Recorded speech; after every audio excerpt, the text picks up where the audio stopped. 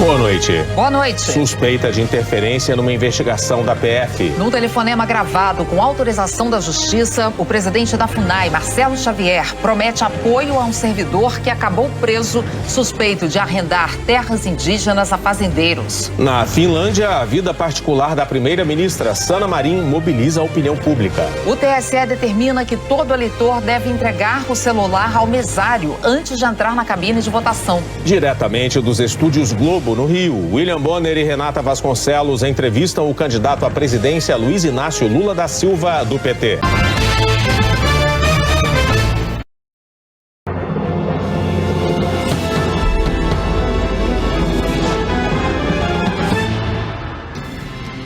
Bolsonaro e Alexandre de Moraes se encontram em posse do Superior Tribunal de Justiça. Foi a primeira vez que eles se esbarraram depois da operação que mirou empresários bolsonaristas. E agora há pouco, na live, Bolsonaro disse que o Brasil pode viver uma instabilidade. E, no meu entender, não falta mais nada para que realmente possamos ter um problema grave no Brasil provocado por uma pessoa. Sem celular na hora do voto, eleitor vai ter que deixar o aparelho com o mesário. Em uma semana, o aplicativo do TSE recebe mais de 1.000 denúncias de propaganda irregular. E o tenista sérvio Djokovic está fora de novo de uma competição por não tomar a vacina contra a Covid. Olá, boa noite. Seja muito bem-vinda, seja muito bem-vindo também. Gente, Bolsonaro e Alexandre de Moraes se encontraram agora à noitinha pela primeira vez depois daquela operação, da Polícia Federal contra empresários bolsonaristas, empresários apoiadores do presidente da República. Os dois foram à posse da nova presidência do STJ. E o Theo Cury acompanhou tudinho e conta mais pra gente. Oi, Theo, boa noite, bem-vindo. Obrigado, Mona Lisa. Boa noite para você, uma ótima noite para quem nos acompanha. Posse, então, de Maria Tereza de Assis Moura como presidente do Superior Tribunal de Justiça e Diogo Fernandes como vice-presidente do STJ. Aconteceu aqui na sede do STJ em Brasília e contou com a participação de Alexandre de Moraes, presidente do TSE e ministro do Supremo Tribunal Federal, do presidente da República Jair Bolsonaro, Rodrigo Pacheco, presidente do Congresso, enfim, 8 ministros do Supremo ao todo estavam presentes, todo tipo de autoridade, ministros do governo do presidente Jair Bolsonaro também estavam presentes. No discurso de posse, a nova presidente do STJ, Maria Tereza, disse que o fortalecimento do judiciário é vital para a manutenção do Estado democrático de direito, fazendo então uma defesa do fortalecimento do STJ, do Supremo Tribunal Federal, do Superior Tribunal Militar, do Tribunal Superior Eleitoral, enfim, de todos os braços da justiça aqui no Brasil para a manutenção e fortalecimento do Estado democrático de direito. No discurso dela, ela fez uma menção ao cumprimentar as autoridades a Alexandre de Moraes, que estava logo na primeira fileira. Assim que ela mencionou o nome dele como presidente do Tribunal Superior Eleitoral, Alexandre de Moraes foi longamente aplaudido por cerca de 10 segundos por todos os presentes, menos pelo presidente Jair Bolsonaro, que estava ao lado de Maria Tereza na tribuna de honra. Outro momento que chamou a atenção também foi a substituição de Augusto Aras, procurador-geral da República, por Lindora Maria Araújo, vice-procuradora-geral da República. Augusto Aras não pôde vir à posse de Maria Tereza e Diogo Fernandes por conta de uma dor no ombro que o obrigou a ir a uma consulta médica. Por isso, ele designou a vice-procuradora-geral da República, Lindora Araújo, para falar em nome da Procuradoria-Geral da República e em nome do Ministério Público neste evento. Lindora estava frente a frente com Alexandre de Moraes, uma autoridade, Alexandre de Moraes, com quem ela vem trocando algumas críticas, principalmente pela condução de inquéritos que tem Alexandre de Moraes como relator no Supremo Tribunal Federal. A gente vem contando bastante sobre esses episódios. Ela é bastante crítica à condução de inquéritos por Alexandre de Moraes, principalmente por ele não ouvir a Procuradoria-Geral da República, isso na avaliação dela, em alguns inquéritos, como foi o caso agora dessa operação que mirou empresários na terça-feira e que, de acordo com a PGR não foi ouvida antes dessa decisão de Alexandre de Moraes, o que Moraes diz ser o contrário, que foi avisado um dia antes dessa operação. Chamam a atenção porque, no discurso dela, Lindora Maria Araújo esqueceu de mencionar Alexandre de Moraes que estava justamente à frente dela. Depois que ela terminou o longo discurso dela, foi avisada da presença de Moraes, que estava bem à frente dela. E aí ela fez essa correção e agradeceu muito a presença do presidente do Tribunal Superior Eleitoral. Esses foram os momentos que chamaram a atenção na posse de hoje aqui no STJ. Quinta-feira, 25 de agosto. O Jornal da Cultura começa agora com os seguintes destaques. Nova pesquisa de intenção de voto afasta a chance de definição da eleição presidencial no primeiro turno. Presidente Jair Bolsonaro e ministro do STF, Alexandre de Moraes, se encontram em cerimônia de posse no Superior Tribunal de Justiça, após o ministro autorizar a ação da Polícia Federal contra empresários bolsonaristas. Áudio interceptado pela Polícia Federal mostra o presidente da FUNAI, Marcelo Xavier, oferecendo amparo a servidor preso, suspeito de arrendar ilegalmente terras indígenas. Inflação e juros altos ameaçam a sobrevivência das fintechs, empresas que oferecem soluções financeiras totalmente digitais. Redução do ICMS sobre os combustíveis, adotada nas vésperas das eleições, pode gerar ao Tesouro Nacional uma fatura de mais de 50 bilhões de reais só este ano. Matéria-prima para a produção de doses da Coronavac destinadas ao público infantil já está em análise no Instituto Butantan, enquanto técnicos da Anvisa ainda analisam a liberação da Pfizer para crianças a partir dos 6 meses de idade. Olá, boa noite. Na bancada de hoje temos o economista Alexandre Schwartzman, ex-diretor do Banco Central, e o médico Arnaldo Lichtenstein, clínico-geral do Hospital das Clínicas. E você pode fazer comentários pelo Twitter na hashtag Jornal da Cultura. O presidente da FUNAI, Marcelo Xavier, foi flagrado em uma conversa telefônica oferecendo apoio a um servidor da fundação, preso, suspeito de arrendar terras indígenas. A Polícia Federal afirma que Xavier teve intenção de interferir no trabalho de investigação. A conversa entre o presidente da FUNAI, Marcelo Xavier, e o servidor do órgão, Jussielson Silva, foi gravada pela Polícia Federal com autorização da Justiça e publicada pelo jornal O Globo. Eu vou dar a ciência já do caso ao corregedor lá de Mato Grosso, ao corregedor nacional da Polícia Federal aqui, e já vou acionar nossa corregedoria para atuar nisso aqui. Pode ficar tranquilo. Sim, e eu agradeço, porque a gente está na ponta da lança. Se o senhor é meu apoio de fogo, o senhor me protegendo, eu fico mais feliz ainda. Fica tranquilo aí que você tem toda a sustentação aqui, pode ficar sossegado. O diálogo aconteceu no dia 18 de fevereiro, depois que Jussielson foi procurado pela Polícia Federal para falar sobre a atuação ilegal de fazendeiros em uma reserva indígena do povo Chavante. A região ocupa uma área de 3 municípios do Mato Grosso. Lá vivem quase 800 indígenas. A investigação do Ministério Público Federal apontava que Jussielson e pelo menos outros 2 homens alugavam essas terras de forma ilegal para servir de pasto para gado. Eles foram presos no dia 17 de março. De acordo com o MP, os envolvidos agiam como um poder armado paralelo ao Estado, formando uma milícia. Se portavam de forma violenta, sempre usando roupas militares, armas de fogo e ameaçando moradores da região. A FUNAI divulgou nota de repúdio. O texto afirma que as reportagens veiculadas na imprensa são maliciosas e que não possuem lastro probatório. Afirma ainda que Jussielson chegou a relatar à presidência da FUNAI, no ano de 2020, a existência de arrendamento ilegal na terra indígena e que a documentação foi enviada à Polícia Federal e ao Ministério Público. Em uma rede social, Xavier postou a mesma nota e foi além. Desafiou o delegado responsável pelas investigações na PF, assim como o assessor dele, a quem chamou de responsáveis a provar o envolvimento dele nas irregularidades. Por meio de nota, a defesa de Jussielson afirmou que os áudios não revelam nenhuma conduta irregular do servidor e nega que ele tenha arrendado terras indígenas. Ao longo dos últimos anos, a conduta de Marcelo Xavier, indicado ao cargo pelo presidente Jair Bolsonaro, tem sido questionada. Há cerca de um mês, o MPF apresentou denúncia à Justiça Federal contra Xavier pelo crime de denunciação caluniosa. Segundo a investigação, ele provocou a instauração de um inquérito policial contra servidores da fundação, os acusando de tráfico de influência, mesmo sabendo que eles eram inocentes. A intenção de Xavier seria pressionar o grupo a aprovar o licenciamento ambiental de uma linha de transmissão na região norte do país. Também há um mês, Xavier se retirou de um evento da ONU na Espanha após protesto de um ex-funcionário da FUNAI.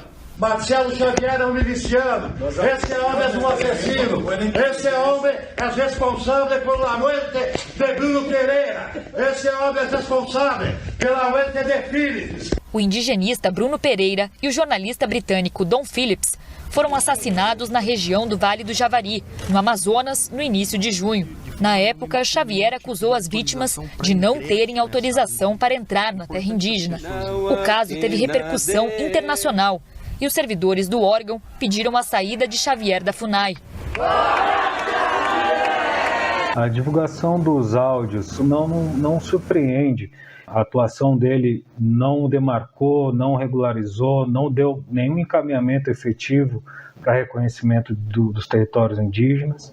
Promove uma agenda de um etnodesenvolvimento retrógrado, né, que visa, inclusive, o arrendamento de terra indígena, como outras agendas da qual ele representa e faz questão de anunciar.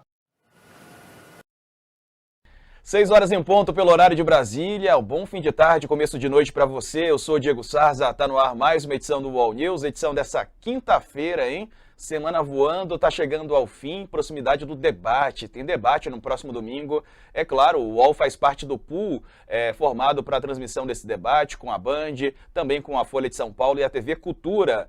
E a transmissão do UOL no próximo domingo começa às 8 da noite, já com esquenta, comentários, entrevistas. Você fica ligado, assim como fica também aqui no UOL News, em 3 edições diárias, 3 edições todos os dias, 8 da manhã, meio-dia e agora às 6 da tarde. Acessando o nosso site, tem a opção de assistir também pelo Facebook, pelo TikTok, pela Twitch e pelo YouTube. Lá no YouTube tem uma enquete rolando hoje, vai aparecer aí na tela. Você acha que Bolsonaro vai comparecer ao debate presidencial de domingo? Sim ou não? Ele ainda não confirmou presença. Lula oficialmente também não. A equipe dele disse que a tendência, a vontade dele é ir, mas não bateu o martelo ainda. Bolsonaro também ainda não. Então participe, já eu trago a sua opinião, tá certo? Bom, eu começo com uma apuração do jornal Folha de São Paulo. A decisão do ministro Alexandre de Moraes contra empresários bolsonaristas atendeu a um pedido da Polícia Federal que tinha como base somente uma reportagem sobre conversas de teor golpista, reportagem do site Metrópolis. Nenhuma outra diligência preliminar foi feita antes de o ministro autorizar a busca e apreensão, segundo a Folha. Bom, a decisão de Moraes é mantida em sigilo e, por enquanto, não há prazo para que caia o segredo de justiça. Sobre esse e outros assuntos, eu converso agora com os colunistas do UOL, Chico Alves e Kennedy Alencar. Uma ótima... Um novo recorde no campo. Previsão para a próxima safra é de mais de 300 milhões de toneladas de grãos. Polícia Federal prende 8 suspeitos de envolvimento com milícia no Rio de Janeiro. Criminoso invade hotel em Salvador e mata turista na beira da piscina. Depois de 2 anos de queda, o número de transplantes volta a subir no Brasil. Tem espaço para negociar desconto na compra do alimento. É a tradição da pechincha. Hoje tem prata, maçã, nanica, ouro. O golpe da mão fantasma. Ligam para falar de aplicativo e tiram dinheiro da conta. A caminho do trabalho, ela é assaltada, a polícia recupera moto e prende bandidos. Bombardeios e incêndios desligam temporariamente a maior usina nuclear da Europa. Centenas de pessoas esperando desde a madrugada. É a fila do emprego. O primeiro trem a hidrogênio do mundo é promessa de poluição zero. A temporada dos cursinhos começou. De olho no vestibular, algumas dicas que valem ouro. No projeto especial da Band, nos 200 anos da independência, as ideias de José Bonifácio para modernizar o Brasil. Muito da independência do Brasil é um projeto original do Bonifácio e dos seus irmãos. O Jornal da Band está no ar.